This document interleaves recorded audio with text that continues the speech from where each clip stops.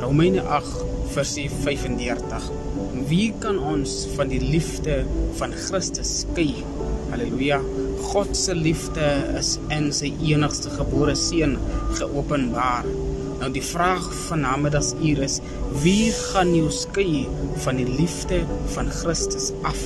Halleluja. Nie verdrukkings nie, nie benoudheid nie, nie vervolging nie, nie honger nie, nie naakheid nie, nie gevaar of die swaard nie.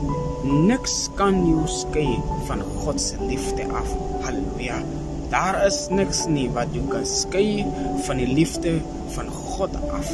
Niks nie, dit is wat die woord van God sê. Halleluja. En dit is die finale woord. Niks gaan jou skei, jou honger, of jou naakheid, of jou verdrukking, of jou benoudheid. Niks kan jou skei nie. Dit is, jy moet self 'n besluit kan maak.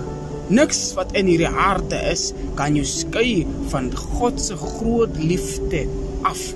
Halleluja. God is lief vir jou. Daarom het hy sy enigste gebore seun gestuur, deurdat hy lief is vir jou.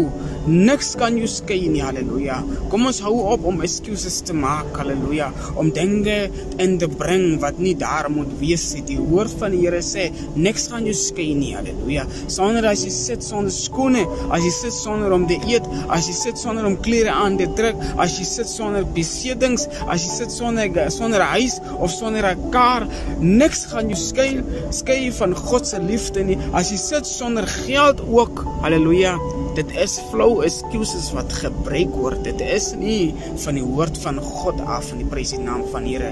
Niks gaan jou skei nie, onthou dit, halleluja.